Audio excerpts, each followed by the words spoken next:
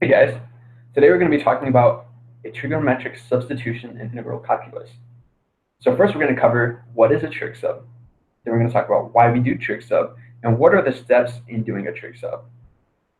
So over here I've made an example of a problem where you would use trig sub to solve it. So if you notice, this problem right here is slightly complex. If you try to solve this by using u substitution, it won't work. I haven't tried it using integration by parts, but it probably won't work with this one either. So typically the case is that if you find an integral that you can't solve using integration by parts, you can't solve by using u substitution, or by any of the other theorems that you've learned so far, it's probably a good indicator that it's going to be a trigonometric substitution.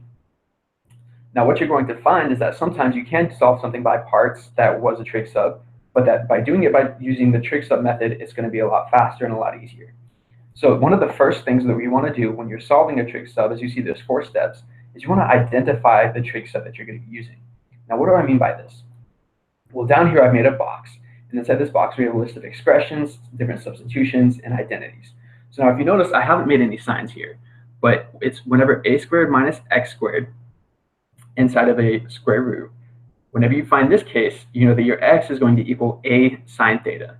So what does this mean? Well, it means that if you have like a 1 minus x squared, your x is going to equal 1 sine theta, because 1 squared is 1, so your a is obviously 1. Then you have the a plus x squared, which is x is going to be equal a tangent of theta. Then you have the x squared minus a squared, otherwise known as negative a squared plus x squared. It's kind of the same deal. And that's going to be x equals a secant of theta. And what you see here is that these are just different ways that you're going to substitute. Now, don't forget your dx. That's going to be important, and your d theta. But we're going to come up here and we're just going to go through the rest of it. So once you have identified what you're going to do, so in this case, if you notice, we have our square root right here on the bottom. It's going to be 1 minus x squared. So now by what we learned, that's going to be this case right here. And this case is going to be x equals the a sine of theta. So now we know that a is going to be a 1, so 1 squared is 1, so it doesn't matter. And so you know that that's going to be what you substitute in there is going to be sine of theta. Now we're going to go on, because we're not going to go into solving this problem. That's actually something we're going to go into in a different video. But once you've done that, what you want to do is you want to simplify the trig sub. So you're going to plug in your a sine of theta as your x, and so then it's going to be 1 minus sine squared theta, right?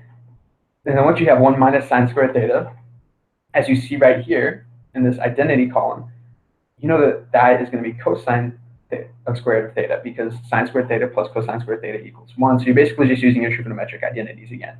So all of those are still going to be important.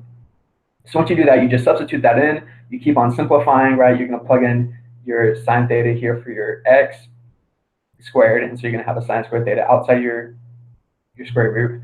And then you're just going to keep on simplifying until you can evaluate it. So once you get to the point where you evaluate, you're going to evaluate the integral.